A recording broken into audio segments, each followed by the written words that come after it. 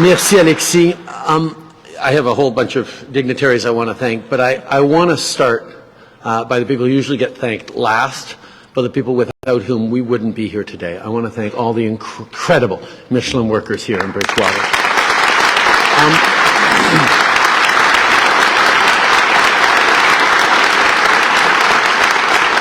I think you know that a big international company like Michelin that has plants and fabrication facilities all around the world has choices and options. And yes, as we'll say, Tim and I stepped up with cash to encourage them to come here and show that we're willing to invest in the future of Michelin here in Nova Scotia and in Bridgewater. But ultimately, the decision that Michelin's going to take is grounded in those things, because every jurisdiction would be willing to invest to draw in a larger plant and more jobs. You are the competitive advantage that Canada has. The quality of the work that is done here and in plants like it across the country is the one thing that continues to be the strongest selling point as we're drawing in investments from around the world to come to Canada to build the solutions that not just Canada, but the world is going to need for the future. And I've been to a lot of plants across this country, and Rita is very and rightly proud of you, as everyone is. But very rarely have I seen the level of almost awe in the quality and the caliber of work, of creativity, of innovation done here that is, for me, exactly where Canada wants to be as we remain competitive in the coming years. So thank you for everything you've done over the past 50 years. I obviously want to thank Andrew, the CEO of Michelin Canada, Rita here at the plant, and everyone for having us here at this Michelin plant in Bridgewater. Happy to be here with Sean, Francois Philippe, Cody, Alina, and Darren. And it's really good to be here with Premier Houston. We have worked together on so many files about creating opportunities and growth for Nova Scotians, building a greener economy that continues to deliver great jobs for people as we continue to welcome in people from across the country and around the world who just love it here in Nova Scotia and want to keep living here and raise their families here. It's always great to work with you, Tim. And I'm really, really pleased to be here, of course, with Mayor Mitchell as well, who I have to tell you, you guys probably all know this being local, but David is extraordinarily thoughtful and passionate about growing Bridgewater, and the vision that he and the council have had that has led to this happening has been a huge part of the success we're celebrating here today. So thank you, David, for all your leadership on this.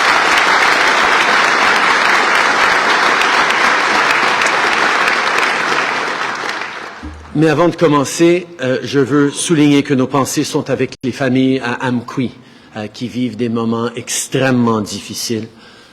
Cette tragédie nous a tous bouleversés à travers le Québec, à travers le Canada. Nous sommes de tout cœur avec les familles qui sont affectées. On remercie les premiers répondants qui ont été là dans des moments extrêmement difficiles.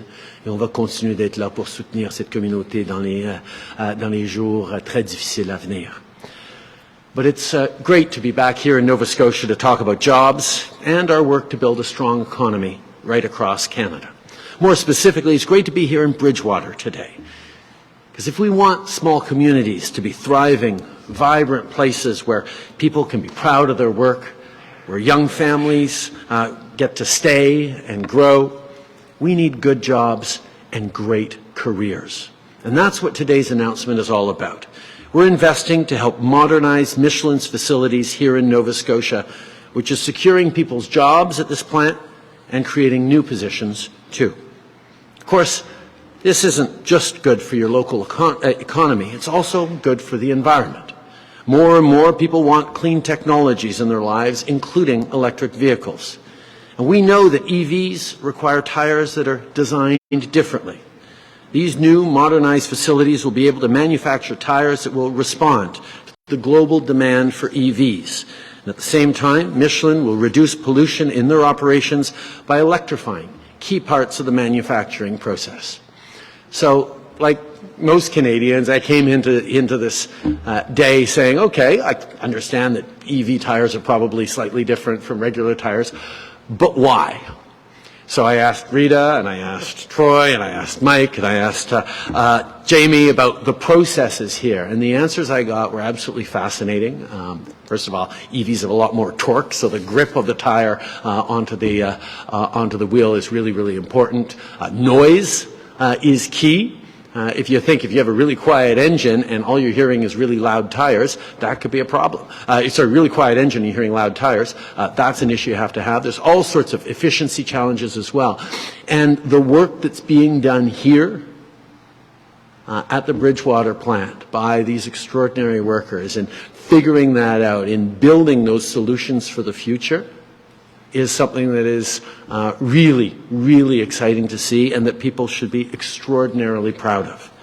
Aujourd'hui, on s'engage à soutenir Michelin pour aider à moderniser ses installations ici en Nouvelle-Écosse. Dans ces nouvelles installations modernisées, Michelin va produire des pneus qui vont répondre à la demande mondiale en matière de véhicules électriques. En même temps, Michelin va réduire la pollution liée à ses activités en électrifiant des éléments de son processus de fabrication. C'est une modernisation qui va créer et maintenir de bons emplois partout en Nouvelle-Écosse. So I want to take a moment again to thank our great Canadian workers here in Nova Scotia and across the country. Like I said, it's because of you that companies like Michelin continue to invest in Canada. It's because of you that we're able to build a clean tech ecosystem here and right across the country. With lithium from Alberta, rare earth elements from the north, nickel from Labrador and Northern Ontario, clean steel from Hamilton, clean aluminum from Quebec. And it's great workers like you who produce battery materials along the Avalon Peninsula, and assemble batteries and EVs along the Great Lakes and the St. Lawrence, EVs that roll on tires made here in Nova Scotia. 8 years ago, when we first got elected, we talked about climate change. And I know for Canadians the environment matters deeply, but the fight against climate change for decades was always put in the context of, oh, well, you can either protect the environment or you can grow the economy. You can't do both together. And 8 years ago, when we got elected, we said, no, no, no. Not only can you do them both together, that's actually the only way to both build a strong economy for the future and protect the environment. You have to do them together. And I will admit that during those first few years, there was a lot of skepticism. There was a lot of people saying, I don't know, you're taking a hit on the economy. But what we're seeing right now, as Canada has moved into the second place in the world in terms of battery supply chains, as increasingly companies from around the world are coming to say, can we produce our goods here with cleaner energy? Canada being 80% clean energy already is a huge advantage that we're continuing to build on. Are we going to be able to source critical minerals and resources sustainably with both environmental responsibility, because that's what customers around the world want, and good union or good, well-paid, middle-class jobs that are going to support families and the communities they live in? These are things increasingly people around the world are looking for.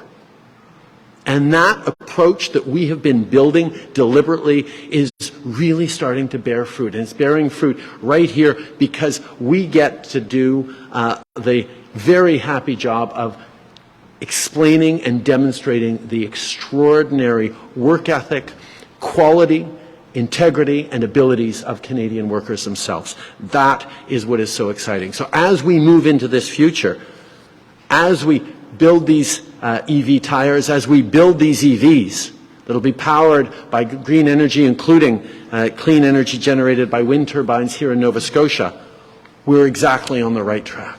And it's not just companies like Michelin that are noticing. Just yesterday, the largest car maker in Europe, Volkswagen, announced that it has chosen Canada to build its very first battery plant in North America.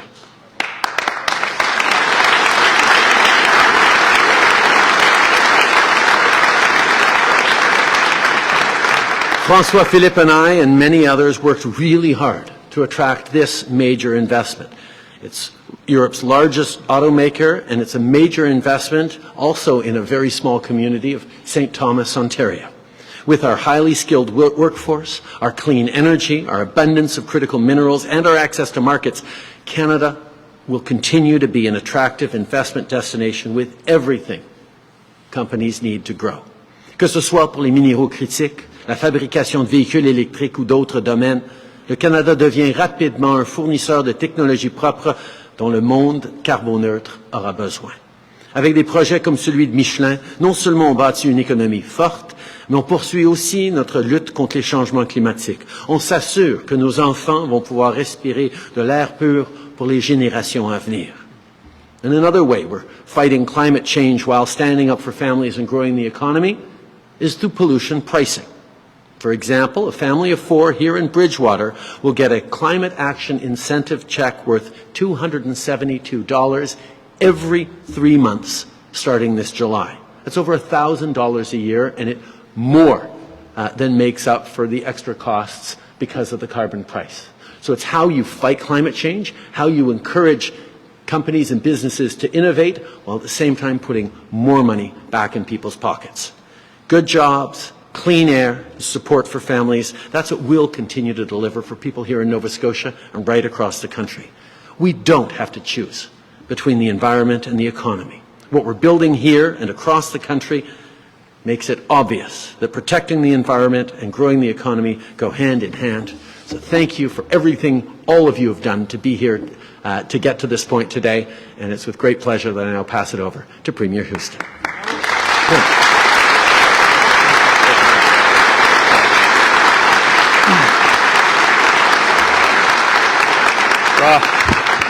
Good morning, everyone. What an incredible day. This is such a great day. I'm so pleased to be here. The Prime Minister's here. It's always a good day when the Prime Minister's in Nova Scotia. Thank you for your support of Nova Scotians. Federal ministers. We have three provincial cabinet ministers here with us today. Almost enough for a quorum. Mr. Hallman, Mr. Maslin, Mr. Cork-McGreek, Mr. President Rita, thank you, and of course your mayor. You have a wonderful mayor here. But each and every one of them is here to support you. We're here to support you. The Prime Minister said it very well, but I would just say 3,600 active employees, almost 10,000 families supported by Michelin. Thank you for what you do. You're our coaches, you're our volunteers, you're our community leaders, and we really appreciate your commitments to Nova Scotia and the communities you live in. None of this would be happening without you. That's for absolute sure. 52 years ago, Michelin made the decision to establish their very first manufacturing facility here in Nova Scotia, for first in North America here in Nova Scotia. We are very, very proud of the relationship we've had, and you continue to be a major employer investing in the province. Thank you. We're very proud of the relationship we have with you for sure. Time and time again, Michelin has said yes to Nova Scotia. Over and over, you've said yes to Nova Scotia. And we notice and we appreciate it. You are an international leader. Alexi mentioned the quality of the product that's produced here. I have to tell you, I had a chance to go to the test track, the proving ground, and they put me in a very high performance vehicle with a little bit of rain and stuff, and a competitor's tire. Said, go as fast as you can. And I was sliding all over, and then they put me in a less high performance vehicle with a high quality Michelin tire and said, go as fast as you can, and it was a lot faster. It was incredibly striking to me to see those two relationships one after the other. So thank you for the product that you're producing. You are showing that Nova Scotia can be a leader on the world stage by your commitment here. We can for sure. As Premier, I'm obviously very, very focused on fixing healthcare and paying for the fixing of healthcare. Those are my two things. So you can't pay for the fixing of healthcare without growing the economy, attracting new businesses, but supporting those businesses that are already here. So we'll work hard to attract new businesses here. but we also have to make sure that we're there to support those companies who are committed to this province, like Michelin is for sure. We'll do that. We'll do our part. I know the municipality is doing its part to support Michelin and grow this part of the province as well, and we'll work together in partnership. So as we look to growing the economy, last fall as a province we enhanced the capital investment tax credit. We made some significant changes to the capital investment tax credit to make sure that we can encourage those types of investments in this province. And I'm very pleased to say that today, just as Michelin is saying yes to Nova Scotia, Nova Scotia is saying yes to Michelin. We're happy to support this project through the capital investment tax credit to the tune of over $61 million. We're here to support.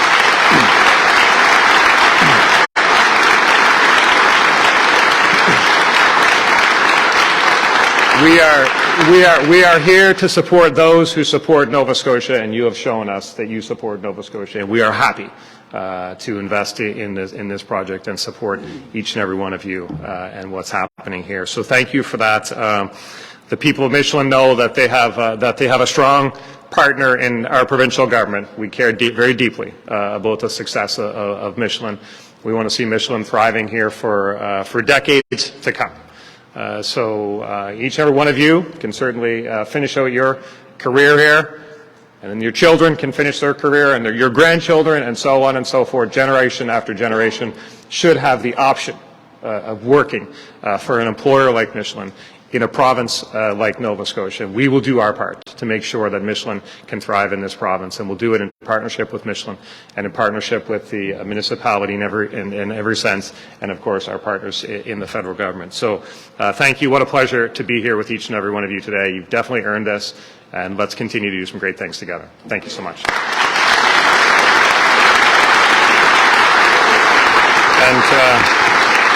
And now it's my privilege to pass the mic to my colleague, Minister Corkum-Grieve.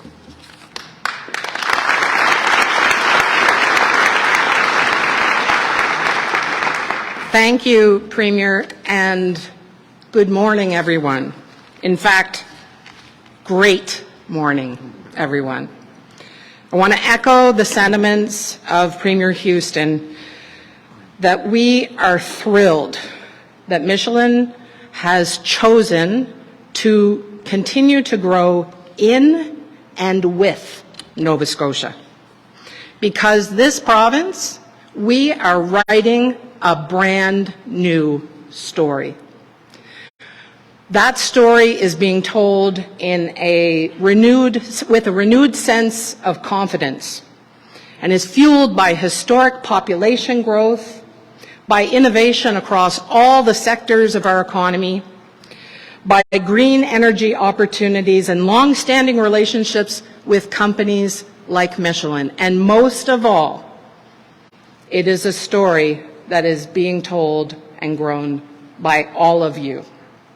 And I could not be more proud to stand here today as the Minister of Economic Development for this province, but as the MLA for Lunenburg, and to walk through, to take the tour. Some of you shook more hands this morning than you've shook since the last time you got married. And to hear folks from my constituency and from this county and from Queens County and from southwestern Nova Scotia working in this plant speak with such expertise, passion and pride about what you do. I may be biased, but I'd still be right to say that we live in the best place in the world. Nova Scotia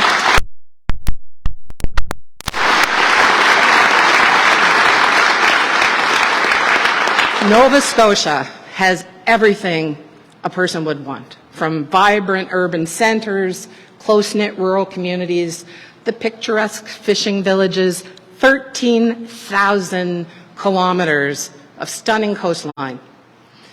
But you and I know you can't eat the scenery. So we need to work with partners within Nova Scotia and global partners, realizing the truth that a company like Michelin can go and grow anywhere in the world. The fact that year after year, for 52 years and counting, Michelin continues to show, its team continues to choose Nova Scotia, says so much. Michelin knows what we know, that Nova Scotia is not only one of the greatest places to live, but a great place to do business, with a workforce that is second to none, and a government that is ready and open for business like never before.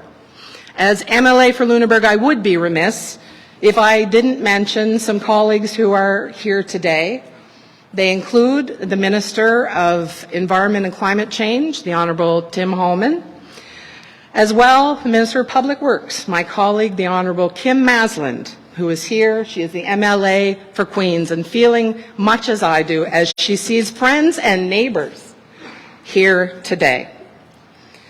Minister Becky Drouin, who is the Minister of Education and Early Childhood Development, also the MLA for Lunenburg West, unfortunately could not be here today, but she sends along her greetings and her excitement for this announcement and our government's support of this expansion. As you can imagine, Michelin is a very important employer in our communities. In fact, Minister Masland has both a brother and a husband who work here, while Minister Drouin herself worked here many years ago. Your company's commitment to greening operations aligns directly with our government's plan for growing a green and sustainable economy, an economy that all Nova Scotians can participate in and benefit from. Michelin's plants here, and as well as in Pictou and Kings County, are prime examples of the fact that large global businesses can succeed in small jurisdictions and regions. Our 52-year shared history is one of collaboration, of innovation, and leadership. But beyond that, I know that Michelin cares about you who are its people, about the communities in which it resides. Prior to politics, I worked for a little art school over in Lunenburg, and we would take amazing performers into schools, and we were able to do that thanks to Michelin. And I hope that some of your children and grandchildren return to the kitchen table at night, and when you said, "What happened at school today?" hopefully they weren't like my kids and said nothing. Hopefully they've told you about those amazing things of which you are a part. This next chapter is an exciting one for Michelin and for Nova Scotia. But folks, today is your day. Please embrace and celebrate. Thank you.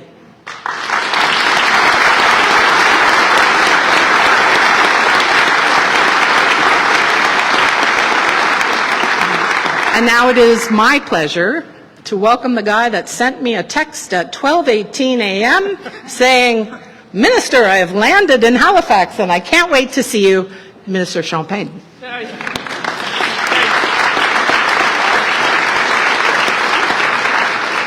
Good morning, everyone, and believe it or not, I did that to the Premier as well, to make sure.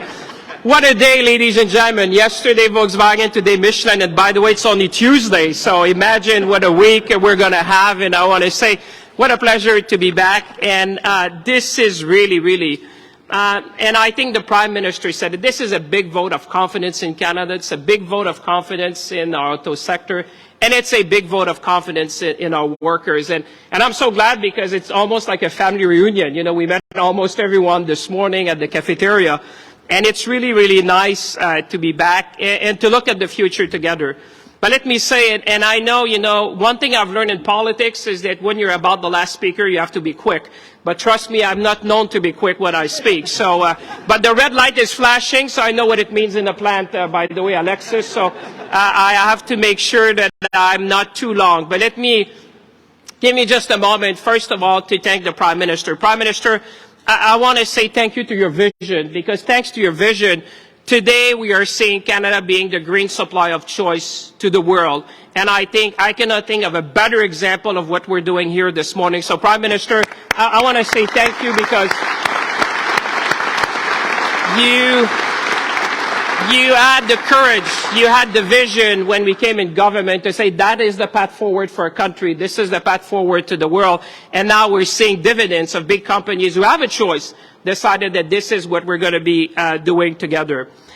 Premier Houston, what can I say? Every time we meet, it's about jobs and growth, so we should plan our next meeting very soon, because every time we've been together, we're looking at the next thing we can do together. I want to say to my dear friend, Minister Fraser, and our colleague from our caucus, whether it's Darren, whether it's Cody, Lena, I want to say thank you, because at every step of the way, they were asking me, Minister Champagne, when is the announcement coming? And trust me, when they speak, we listen. And that's why we're here this morning. So I want to say thank you, guys, because at every step of the way, they said, we need to build a future for people in Nova Scotia. And it started in Bridgewater. That's what we're doing this morning. And thank you, Mayor, as well. Every time we meet, it seems to be good. Last time was 4 million. Today it's 44 million. So it's even better every time we see each other. Because, you know, I come from small town Canada, and 300 million in a community I know can change a lot of things. So I want to say thank you also to my provincial colleagues, because once we decided that this was a priority for all of us, we delivered. And that's the key message, is that when we work together, whether it's federal, whether it's with companies, whether it's our provincial counterparts, municipal counterpart, when we work together, good things happen for Canadians. And that's what I would say Canadians care about.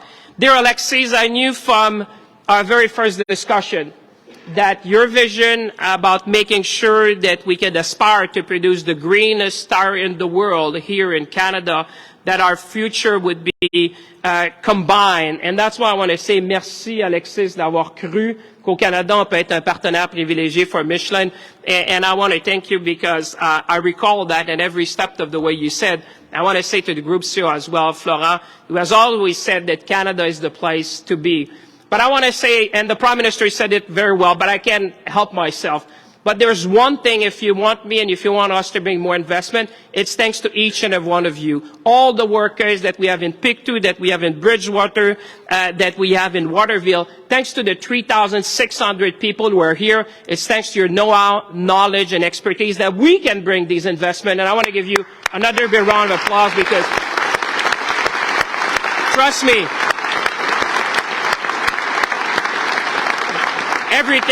everything we're doing this morning is about you, and it's about your work, and it's about how we can make it together. So you make my job very easy, trust me, because when you say these are the best plants we have and they're in Canada, you can bring that kind of investment. C'est donc évidemment avec beaucoup de fierté que nous nous associons aujourd'hui à Michelin dans un projet pour l'économie du 21e siècle.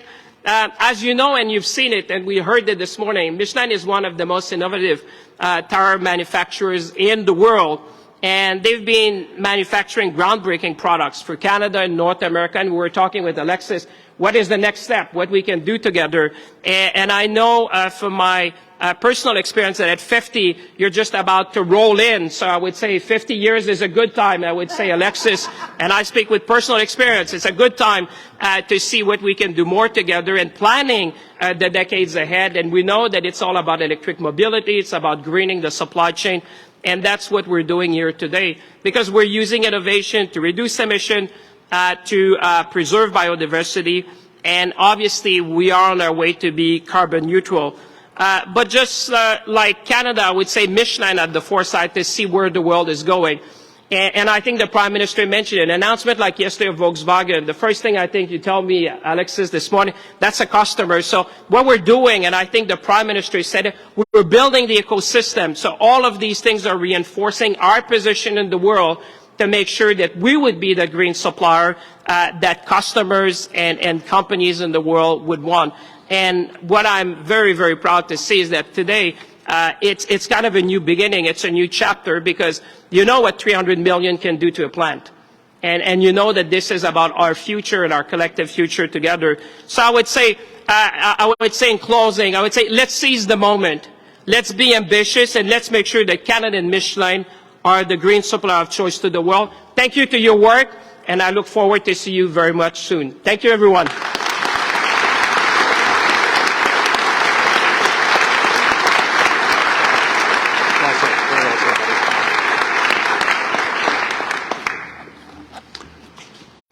Wow. What a wonderful day. We have a wonderful history of manufacturing tires here in Canada for more than 50 years. And I am absolutely thrilled that we're strengthening the competitiveness of our factories here in Nova Scotia. To our employees, both past and present, thank you for all that you have done and continue to do to contribute to our success. To our suppliers and business partners, thanks for your consistent, undying support. To the municipal, provincial, and federal governments, thank you for your collaboration. We are so pleased to see all levels of government working together to strengthen our economy. These investments are so important to our current and future employees, their families, and our communities. And thanks to all of you, this is truly a monumental occasion for our Nova Scotia plants, for our Michelin Canada operations, and for our customers, who are the reason that we exist. I'm so pleased that all of you could be here with us today to celebrate this wonderful event. Thank you.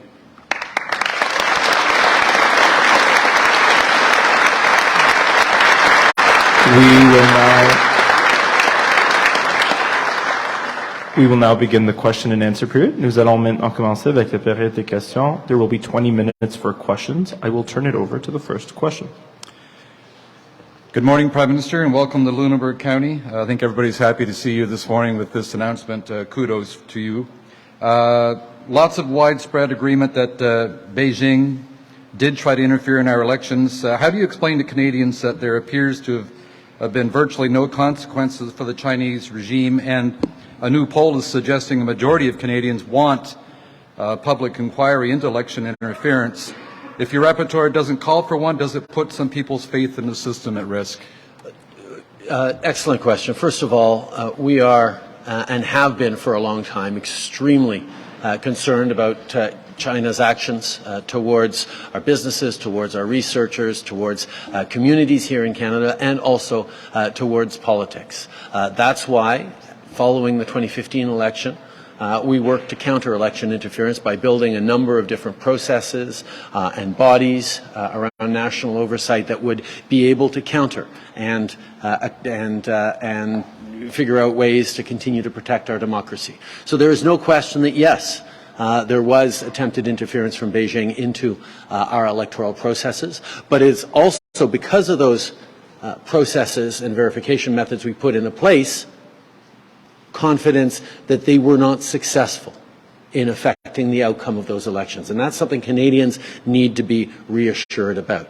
This is a serious issue that we have always taken seriously, and therefore we're making sure that Canadians will continue to have confidence by appointing an independent expert to look at the entire landscape around national security and election interference from Beijing, but other places as well, and put in place the oversight, the processes, the steps necessary to maintain Canadians' confidence in our democracy and in everything that our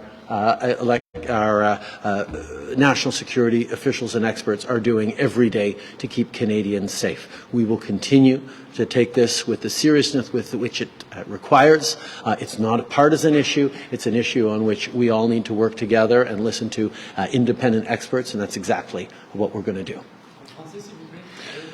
Depuis les débuts, nous avons souligné que c'est une réalité que Pékin et d'autres essayent de s'ingérer dans nos processus démocratiques, comme ils le font dans nos affaires, dans nos recherches, dans nos communautés de diaspora à travers le pays. C'est pour ça que nous avons mis en place des processus, des nouveaux mécanismes depuis 2015 pour s'assurer qu'on est en train de faire tout ce qui est nécessaire pour défendre notre démocratie. C'est d'ailleurs aussi pourquoi nous allons choisir un expert indépendant qui va pouvoir regarder tout ce qu'on est en train de faire, tout ce qu'on a fait, tout ce qu'on devrait être en train de faire dans l'avenir et rassurer les Canadiens qu'effectivement, on a les systèmes en place. Mais les Canadiens peuvent avoir confiance dans le fait qu'à cause de tout ce qu'on a fait jusqu'à présent, on sait que malgré les efforts que Pékin a fait pour s'ingérer dans nos processus démocratiques, ils n'ont pas affecté l'issue des élections en 2019 et 2021. Prime Minister, can you give us an update on when a decision will be made regarding the rapporteur?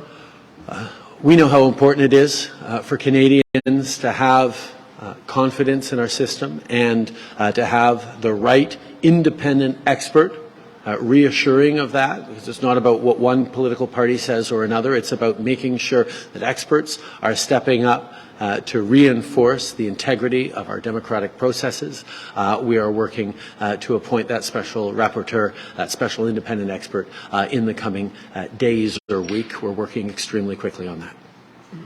Next question.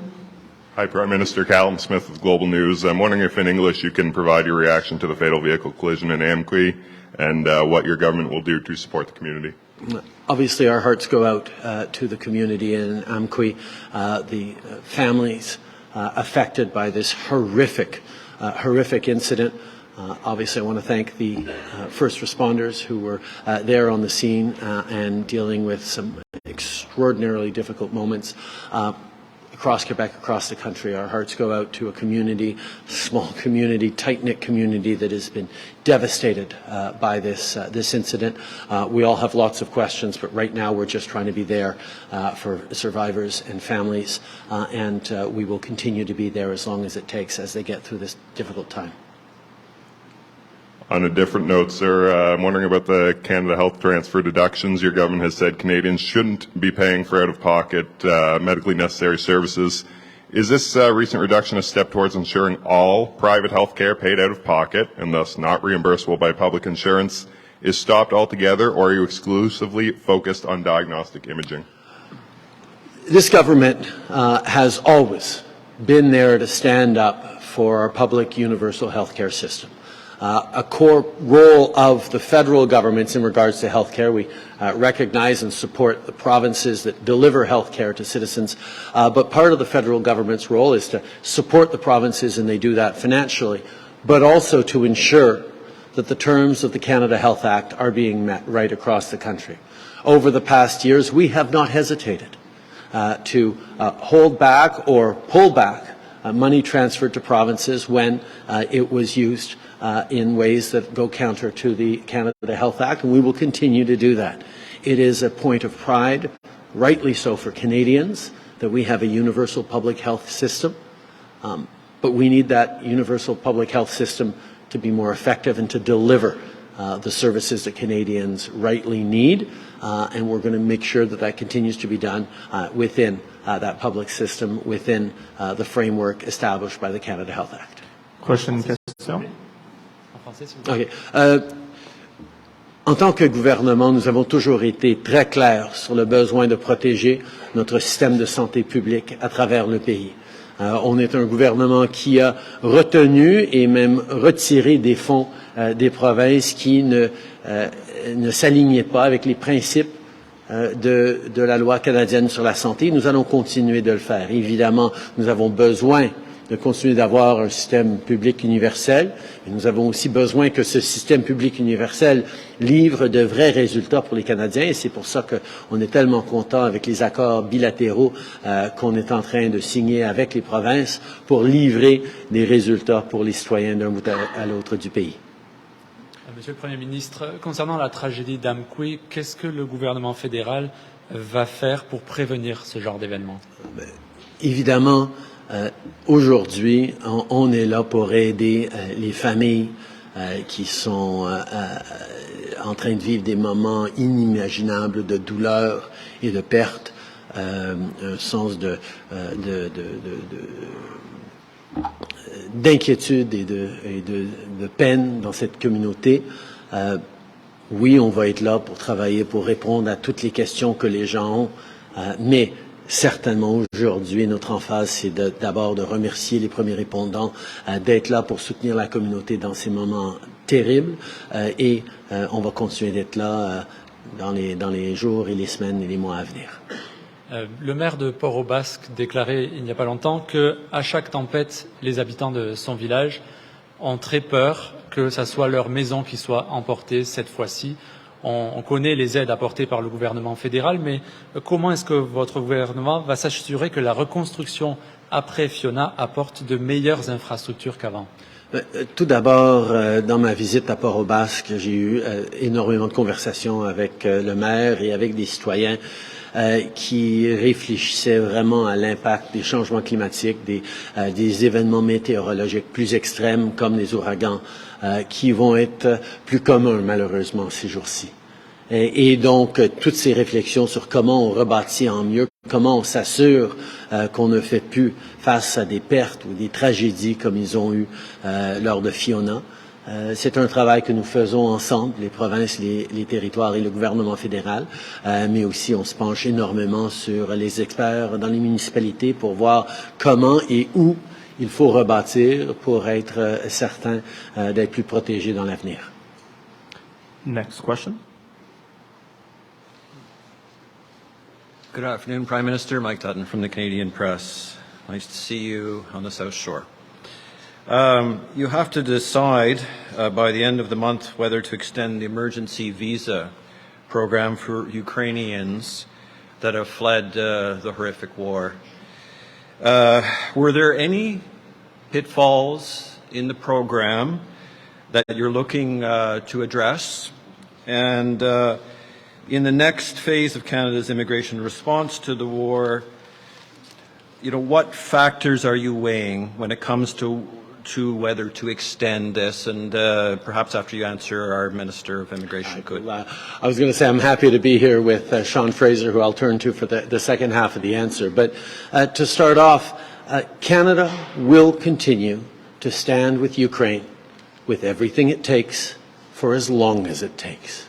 Because it's not just about standing up for a friend and partner country that is being illegally and unjustly invaded. That's a terrible thing. And of course, we will continue to support Ukrainians as they fight for their land, their sovereignty, their language, their territory, their future, their right to choose what their future will look like. But it's more than just standing up for Ukraine.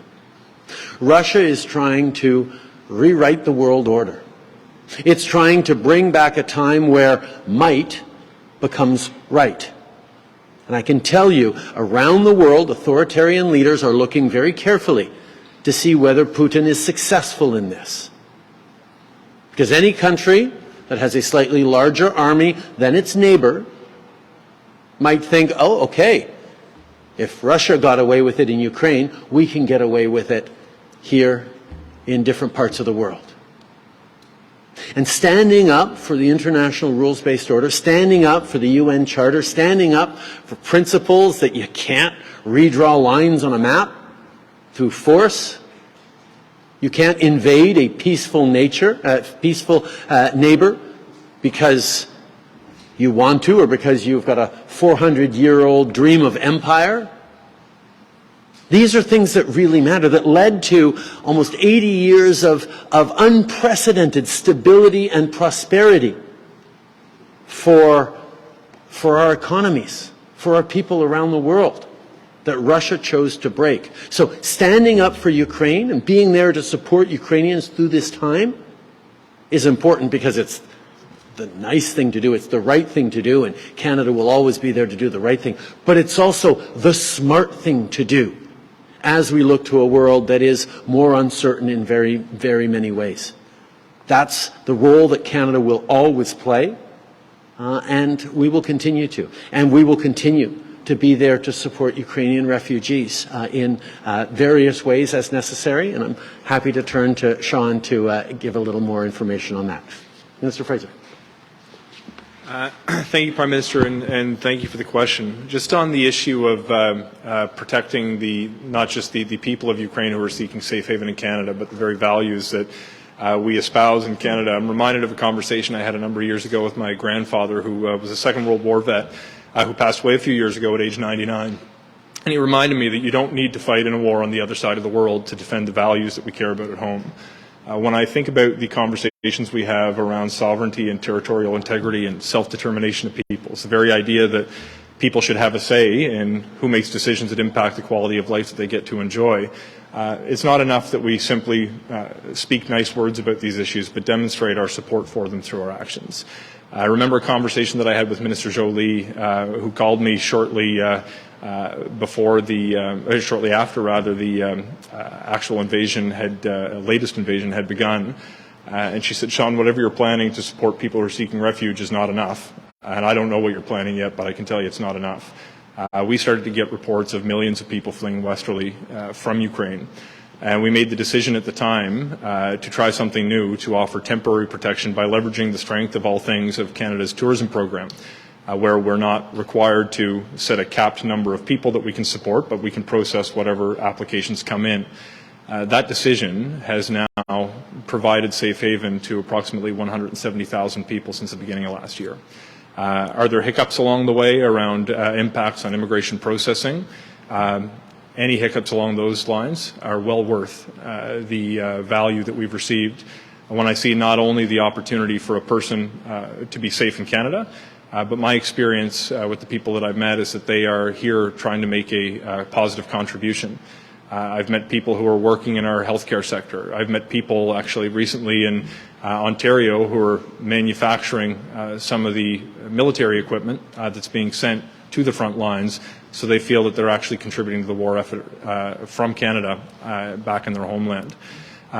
With respect to the near-term scheduled expiry of the Canada-Ukraine authorization for emergency travel, I hope you'll indulge me in not sharing all of the details on next steps out of respect for some of the stakeholders, in particular members of the Ukrainian-Canadian Congress, who we've been working with to establish what the next version of the program may look like.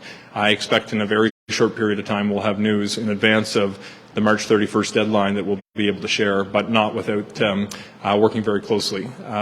But from my perspective, this is one of the most important things I've ever had the privilege of being involved with.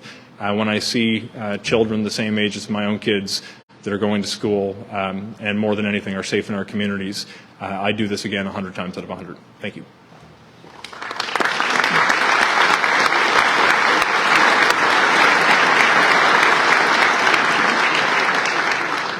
Prime Minister, there was no dollar amount mentioned in the announcement about Volkswagen building an EV plant in St. Thomas, Ontario.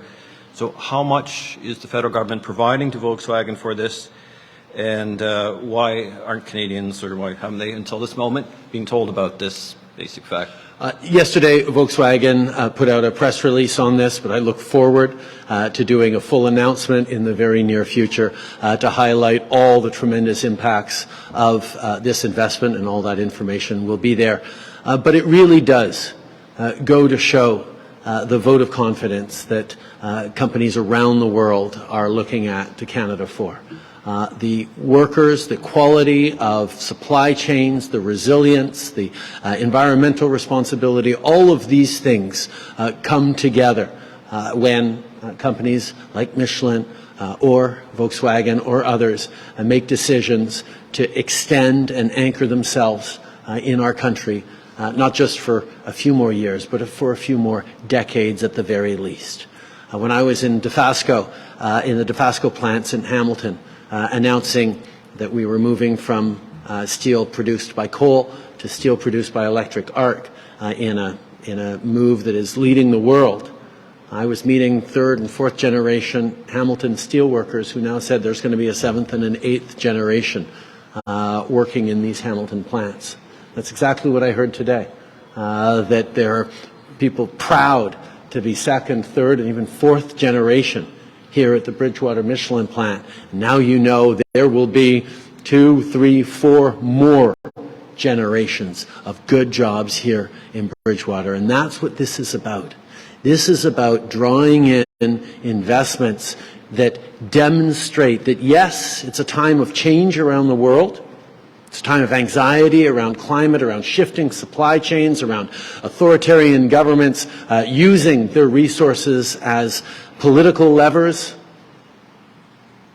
But that makes it also a time of incredible opportunity for Canadians, for communities right across this country, large and small, to be able to be those reliable partners where a company from around the world can invest in and know for the coming decades they will continue to be incredibly effective and competitive on a world stage where people are caring more and more about how, where, and with what things are made. Canada is extraordinarily well positioned for that, and this, as Volkswagen was, is just another vote of confidence in Canadians themselves.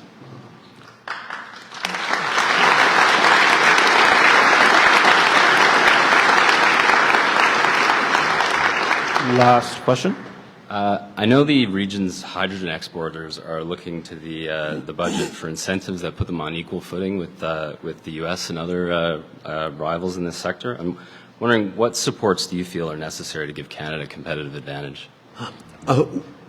We know that the world is now getting a lot more competitive in terms of drawing in investments into clean energy, into hydrogen, into advanced manufacturing, into clean technologies, and Canada will continue to be competitive, as we're showing today with Michelin, yesterday with Volkswagen, and with lots of other investments that we've been able to draw to Canada. Just last summer, I was with the German Chancellor in Stephenville, Newfoundland, talking about offshore wind and hydrogen production in a way that is extraordinarily exciting, not just so we can export hydrogen, but we can build hydrogen facilities that will continue to drive our industrial and production processes here in Canada as well.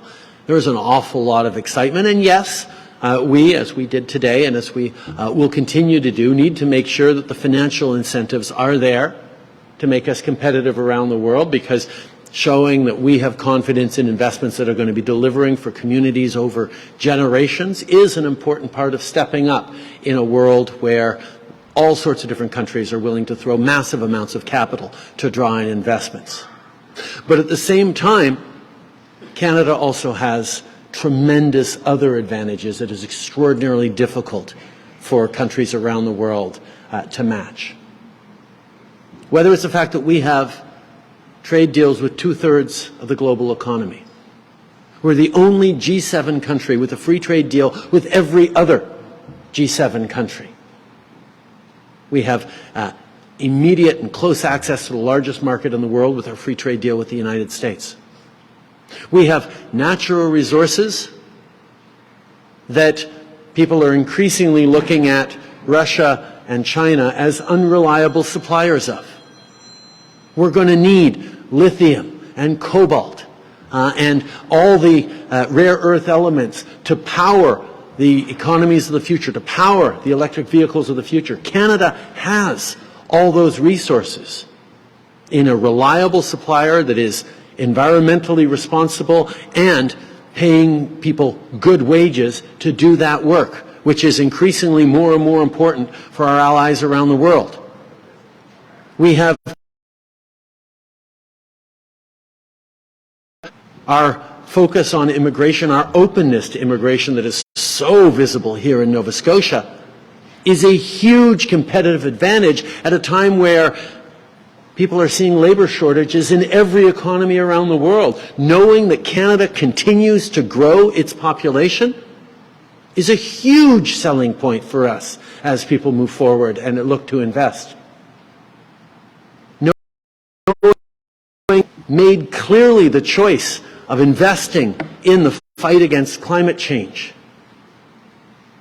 Knowing that we continue to build all these advantages with a public health care system, a strong education system, good livable communities from coast to coast to coast, partnerships with Indigenous peoples that haven't been easy, but are finally settling into the kind of respect and understanding that we need to be shared stewards of this land and this economy and its resources. These are things countries around the world are looking to Canada and saying, wow, This is a place to come and be. There's a lot of excitement all around the world about Canada right now, and we're just getting started. I am so looking forward to continuing to make great announcements like this over the coming years that are built around the incredible communities like Bridgewater that make Canada such an extraordinary place to live, grow, and invest. Merci beaucoup.